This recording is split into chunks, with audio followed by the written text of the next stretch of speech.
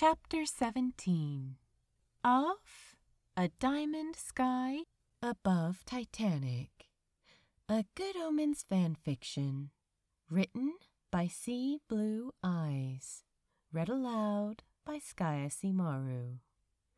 If you enjoy this podfic, you can check out the original story on Archive of Our Own.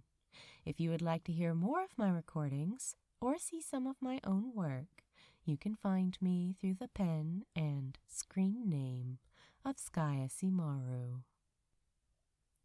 A Diamond Sky Above Titanic, Chapter 17, The Lost Century.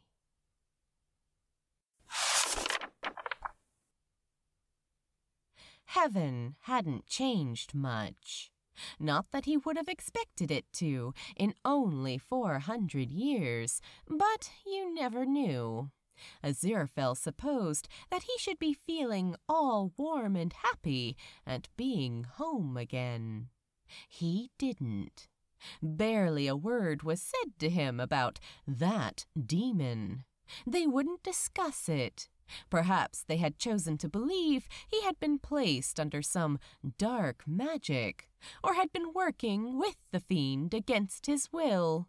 Perhaps they were just pretending it had never happened.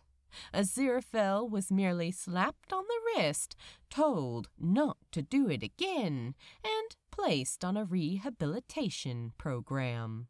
They would have kept him there longer, but World War II had other ideas. Eventually, they had to admit that he had been good at his job, inspiring goodness and creativity in man, as is the role of a principality, and that, since he seemed to be totally fine, they should really just let him go back. His bookshop had, by some miracle, still been there. It had all been a bit dusty, and the junk mail as he'd pushed open the front door had been a good foot deep. But other than that, it was fine.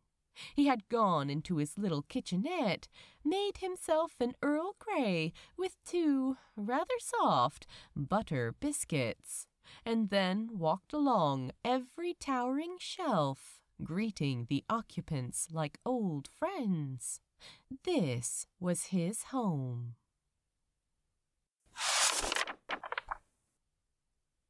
Though he would later not be able to follow his own logic, for his first few days back on Earth, Aziraphale put off searching for Crowley. It had been 30 years. If the demon had been recalled in that time, replaced, then that would be that. No more Crowley. No more afternoon teas at the Ritz. No more hoarding stale bread for the St. James's populace. No more tame evenings at the opera, and less tame evenings in the shop's back room. And no future, either. None of the plans they had discussed and dreamed up together. That day when all secrets had been laid bare. There would be no cottage in the Downs, no freshly baked angel cakes cooling above the Aga, no rainy Sunday mornings with breakfast and a paper in the big indulgent bed. No houseplants to cheer, or Christmas trees to decorate together, or fascinating little villages to explore. A world without Crowley. For days, Aziraphale couldn't bear the thought of finding out. Ignorance was safer. Not bliss, but safer. Eventually, he could no longer stand it. The only problem with deciding that now was the time to find a loved one was that half the country was also wondering what had become of their own loved ones, away fighting, or missing since a bombing, or evacuated. Most of the demon's favorite bars were closed on inspection, some completely obliterated in the Blitz. His swish manor had been sold, and there was nobody to ask, neither demon nor angel. But it was only a year until he saw him anyway. There had been another raid in the night, and Aziraphale had been out all morning in the rubble, helping to look for survivors, or consoling bereaved ones, or making tea. It was now 12 o'clock, and he was wandering the perimeter of the duck pond in St. James's Park, like he had always done before. It was chilly, and the sky hung heavy, clouds swollen with the promise of rain not yet shed. He was thinking about William and Emily, the evacuated children of Mrs. Turner from 3 doors down. What was to become of them now that their mother was dead? She was such a lovely woman. He pulled his woolen tan coat closer around his body and turned the collar up around his ears, wishing he'd had the foresight to bring an umbrella. Or perhaps he was wishing that the rain would come, just so that he could feel it on his face and thank God that he was still here to feel it. There were only a handful of other people out on that grim morning. An elderly couple on a bench, half hidden behind the great broadsheet they held up between them. A young woman staring numbly into the water, completely unmoving. A dark-haired man on the next side of the pond, sauntering along with his hands in his pockets, wearing sunglasses even as the first raindrops fell. Aziraphale just about felt his heart implode. He stopped dead where he stood. It couldn't be. It couldn't possibly. He ran. He ran so fast that the grieving young woman looked up to impassively watch him shoot by, and the elderly couple exclaimed in alarm as the air disturbance snapped their telegraph back in their faces.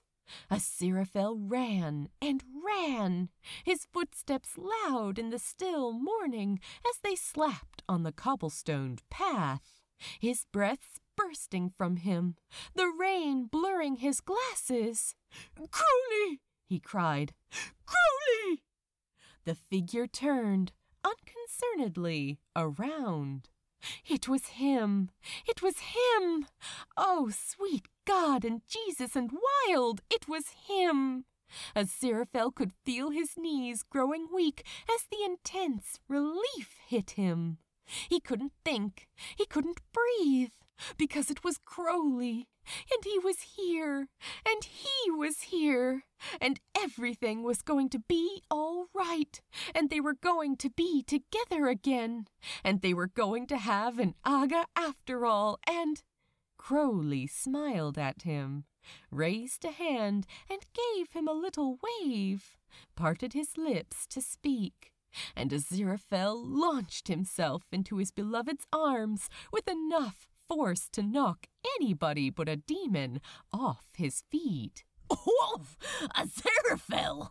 gasped Crowley, grinning even as he awkwardly tried to disentangle the angel's choking embrace.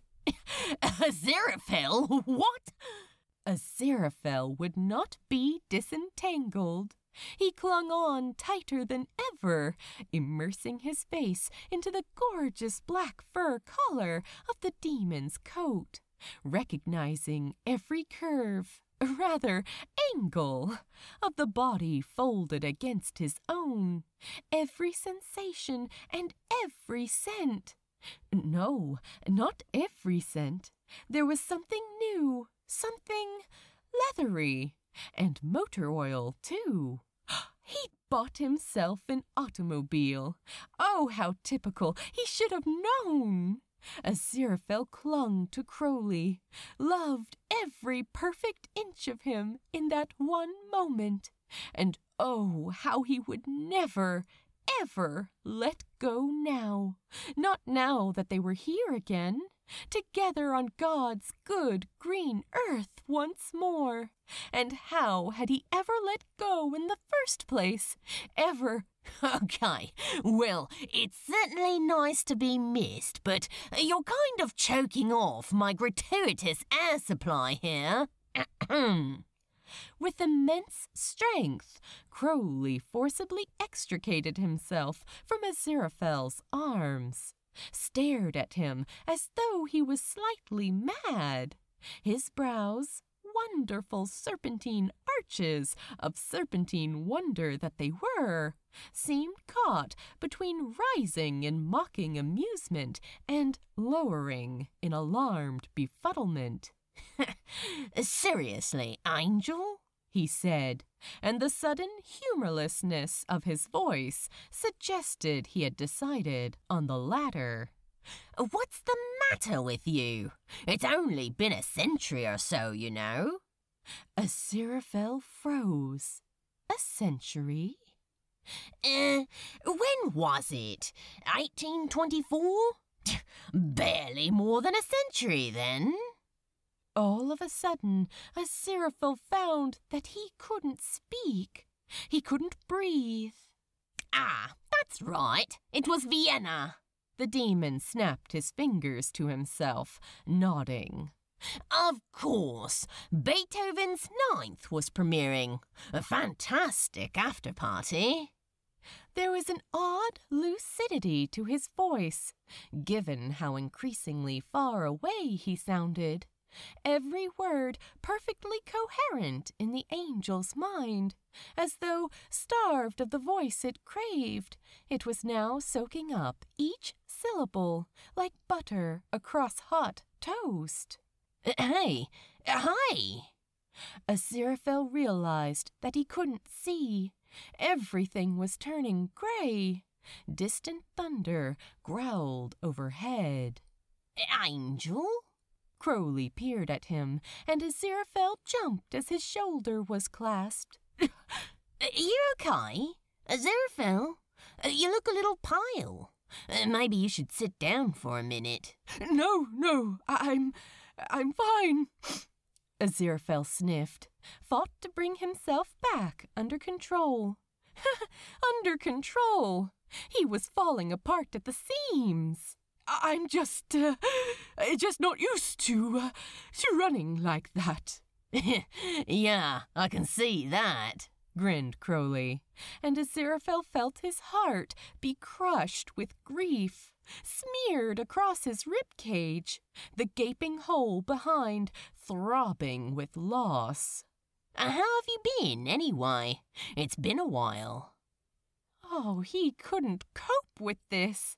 The mannerisms, the sarcasm, the fond nicknames, the cheekbones and the eyes and the glasses and the elegant outfits. He couldn't. He could feel his self-control slipping away. He had to get away from here, from him, right now. The rain began to fall, fast and heavy. I've been just fine, he lied through a smile. A traitorous tear escaped and ran down one cheek, invisible in the rain. I've actually got to get going, I'm afraid. I'll have to catch up with you another time. Crowley, completely dry, of course, was looking at him oddly. Yeah, sure, he said, then peered at him again. You sure you're okay, Angel?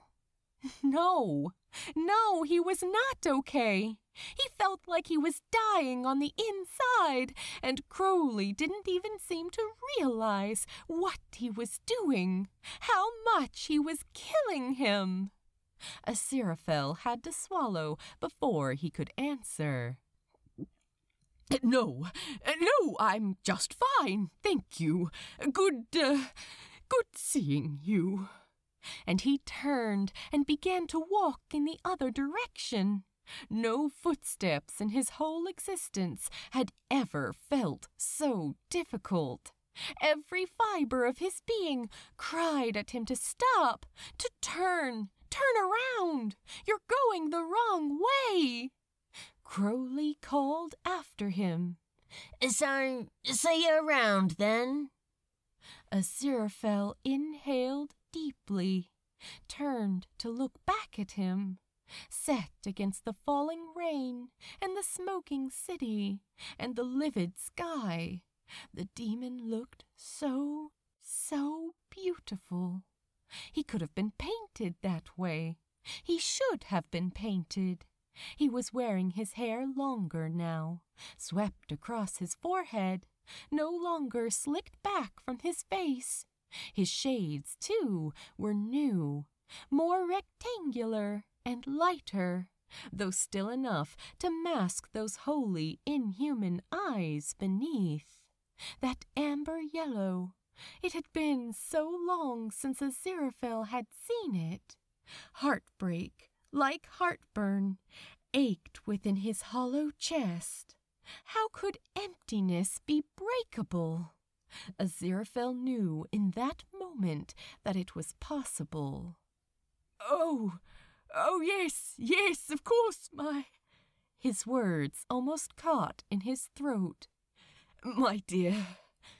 And then he left Crowley standing alone at the duck pond in St. James's Park. If he had looked back, he would have seen the demon shrug to himself, then carry on in the same direction he'd been headed. It was a long walk home to the bookshop, and the rain was torrential now, but Aziraphale didn't really notice. It seemed fitting. When he finally turned the key and let himself in, his hair was stuck around his face, and his clothes were soaked through, clinging to him. He slowly closed the door shut behind him, pressed his back against it, listened to the lashing rain, muffled behind him, the silence of the bookshelves in front. He felt the cool, rippled glass through his sopping hair. Then he slid to the floor, put his head in his hands, and sobbed his wretched, broken heart out.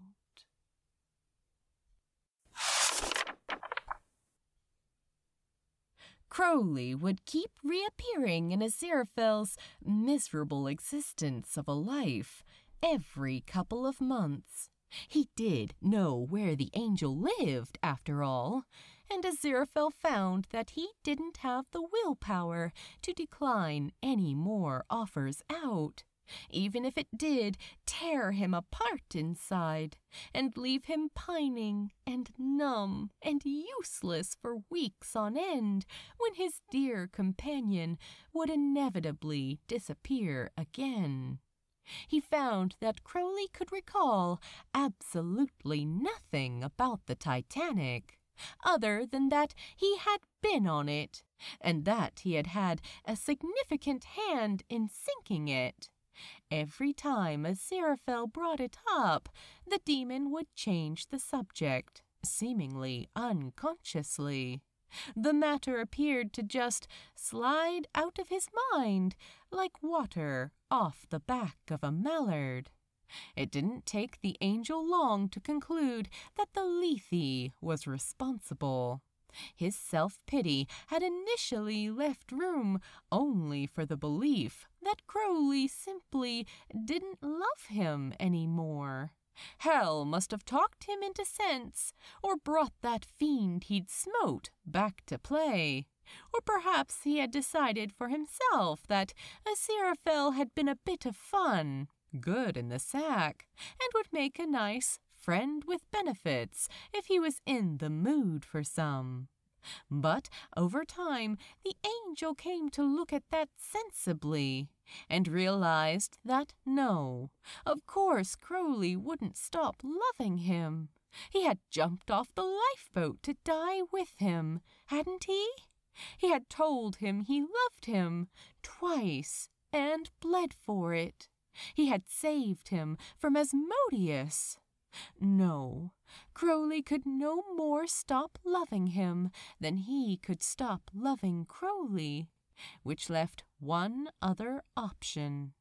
Of course, Aziraphale was well read on the geography of hell. All angels were.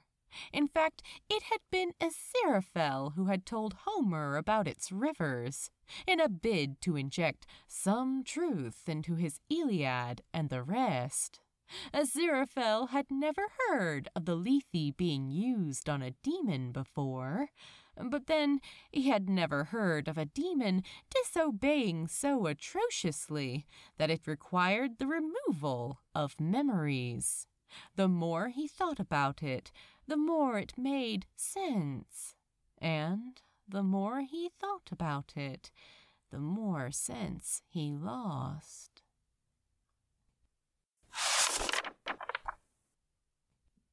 It terrified him how much he was capable of loving Crowley.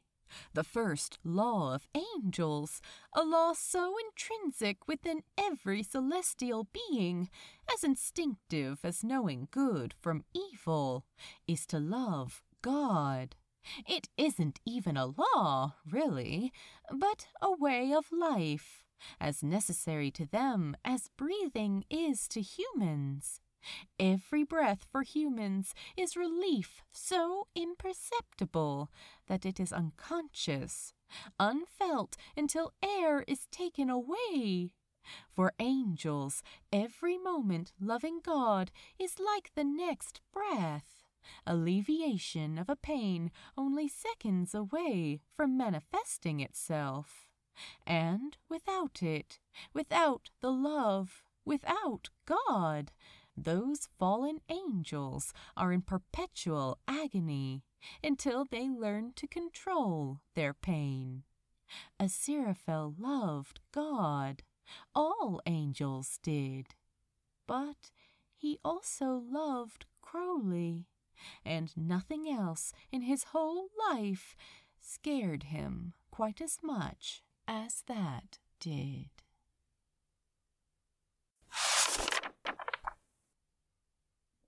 Aziraphale gradually came to stop associating the demon with Titanic and with loss.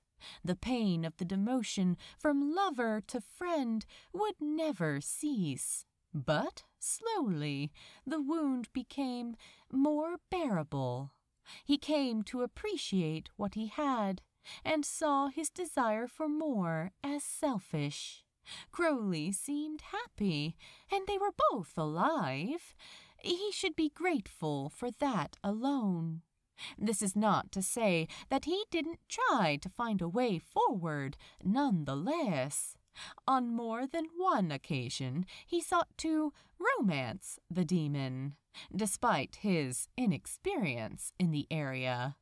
A trip to Paris, a flight under the aurora, an evening meal at the Ritz, surrounded by glamorous couples. But, like with the Titanic, the demon simply seemed incapable of taking the hint. Affection just went right over his head. He told Crowley he loved him once, when they were slumped side by side on the demon's white leather couch in 1985. He'd been so drunk the world was on a pendulum, swinging back and forth before his eyes. "I love you, Crowley," he'd murmured, settling his head against the demon's shoulder. "Love you so, so, so much." If he just closed his eyes like this, and snuggled in like this, and turned his face like this, to breathe in the demon's intoxicating scent, the heady, smoky lilac cologne, the leather, the expensive suit, was that lemon and vanilla? Then he could almost pretend The intense sorrow that hit him all of a sudden, after so many decades of blocking it out, of refusing to imagine, was literally sobering. Crowley had leant his own head against the angel's. "Love you too, Sarah," he'd hissed, patting his arm, and then promptly gone to sleep. Aziraphale nestled further into the snoozing demon, buried his face into that sleek, sexy, mussed-up hair, gently, so very gently, kissed his temple, tasted the salts of his skin. He moved his leg ever so slightly, chafed it against the demon's own. Aziraphale closed his eyes in frustration, feeling himself rise to meet his hands. "Someday, my dear," he murmured, spying a nearby blanket to drape across them both. Serpents really felt the cold, poor things. "Someday."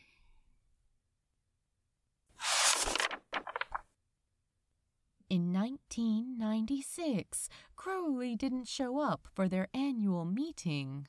Young Warlock was to be tutored soon, and the plan had been to clandestinely sit on the Thames River bus and discuss who best to bring in. The ticket for the full-length tour had been rather expensive. Dejected, Aziraphale had alighted at Westminster. It was summer 1997 when he first saw it. The billboard was taller than his shop.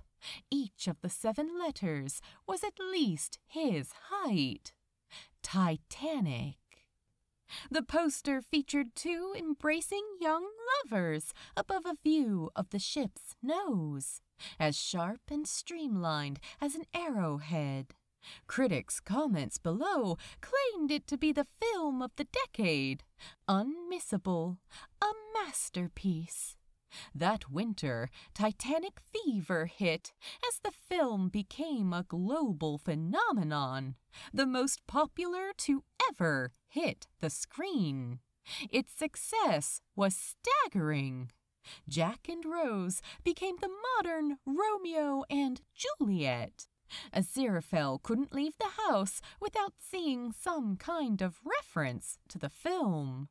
Another magazine cover, another poster, another "My Heart Will Go On" the radio. Even his telegraph crossword began to bear references. Aziraphale was passing an appliance store's window when he first saw the trailer. It was playing on a loop on each of the window's 24 state-of-the-art 32-inch television screens. He stopped and stared. He went inside to hear the audio. When he left, he'd somehow been convinced to buy one of the infernal machines. And so it was that Aziraphale bought his first and last television set. When, the following year, the angel and demon next met up in the National Art Gallery, Aziraphale nonchalantly asked Crowley where he had found his inspiration from. "Search me," the demon had shrugged. "I overheard Jimmy discussing a couple of ideas with his producer in a bar, and I thought, aye, sounds like a bloody good idea to me. And who better to co-direct than someone who's had first-hand experience on the thing?" Can you remember any of that first-hand experience?" said Aziraphale, a touch desperately, unheeding of the clotted cream and jam now sliding thickly down his fingers. Okay, so maybe he had let himself go a little over the years. Well, wouldn't you too? He'd had a lot on his mind this past century. It would drive anyone to carbs. No, he wasn't self-conscious at all about his weight. Thank you very much. Now, if you would please mind not bringing up the matter again. Wonderful. He'd tried this a dozen times before, of course, but the film seemed like evidence of some kind of unconscious memory. If he could remember enough to create Jack and Rose so obviously from their own experiences, then perhaps with the right push he could remember who he had taken the inspiration from. Crowley just shrugged again, unconcernedly sipping his black Americano.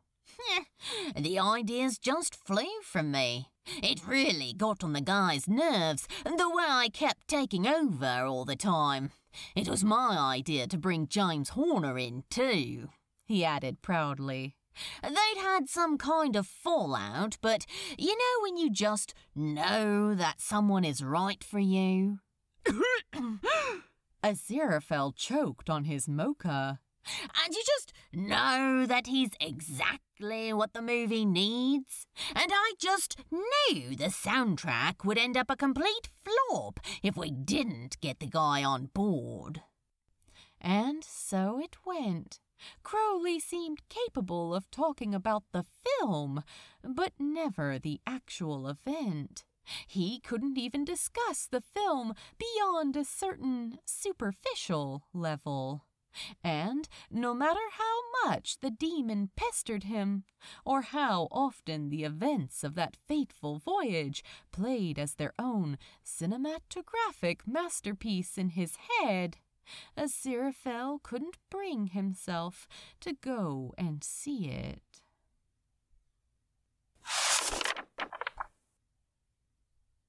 The world hadn't ended, but as far as they were concerned, that wouldn't matter.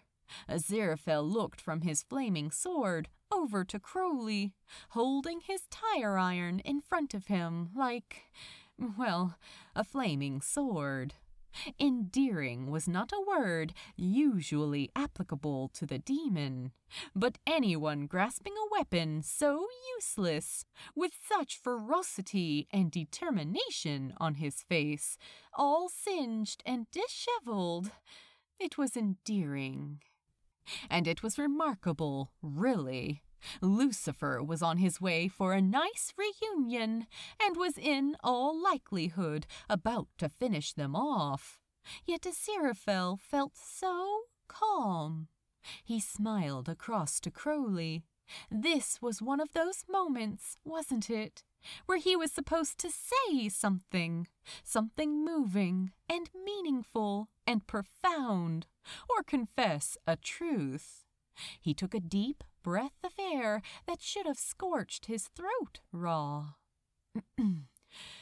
I'd just like to say, if we don't get out of this, that... He hesitated. What could he say? Thanks for a great 6 millennia? You were the best, you know, that I've ever had? Or just simply, I love you? Aziraphale swallowed. No, it was no use. He couldn't. Besides, it was ridiculously cliched to confess love an inch from death. I'll have known deep down inside. He would tell him one day. This would not be the end. Aziraphale found words in his mouth. Words that warmed him from the inside, that perfectly expressed his feelings. He smiled again, feeling all his love pooling into his eyes as he spoke, so tender it was like a caress. That there was a spark of goodness in you. Crowley appeared less than moved. That's right, he said bitterly. Make my day. Aziraphale hadn't realized that hugs are a physical force within you, a power all of their own that are quite capable of manifesting at any given moment. It was with all the self-control he could muster that Aziraphale held out his hand. He breathed in a deep, calming breath. "Nice knowing you," he said. It was quite possibly the understatement of the century. Crowley took it. "Here's to the next time," he said. "And Aziraphale?" Aziraphale felt his heart skip a beat. "Yes?" he asked, standing very still. Crowley's eyebrows lifted slyly behind his shades as he smiled. "And just remember, I'll have known, deep down inside, you were just enough of a bastard to be worth liking." Aziraphale told himself he was happy, that he would burst into tears at the tiniest of incidents, a book he hadn't been that fond of being sold, or a whale being stranded down the Thames, or opening his fridge to find he had no milk. He put down to mere stretched nerves and stress overload after the not really the end of the world, that he wouldn't eat, wouldn't unless he went out to do so, and that was always with a certain being for company. He put down to mere common sense, new post-apocalypse dieting revolutions. He seemed to live off tea and digestives alone. Not even the chocolate ones. And didn't notice the weight falling off him. Crowley did, though, and would frown to himself as the angel continued to refuse desserts, would pester him into buying an ice cream as they strolled the perimeter of the park they now fondly thought of as their own, would try to sneak sugar and cream into his tea when he thought the angel wasn't looking. Aziraphale told himself he should be happy. He knew he wasn't. The century was waning. Not the actual century, that was. Rather, his own century. Their own century. The century they had lost. 2012 was fast approaching, yet it might as well have still been 1912, the day before they set sail. It was presently 4 a.m, Christmas Day, 2011. Aziraphale opened his fridge. Inside there was butter, 1 year old, and brie, 2 years old, and an open bottle of white, 200 years old, and an open bottle of milk. Aziraphale pulled the latter out, unscrewed the cap, sniffed. He set the milk down on the counter. He set the cap down next to it. Then he fell to his knees, put his head in his hands, and, in the soft illumination of the open fridge, burst into tears.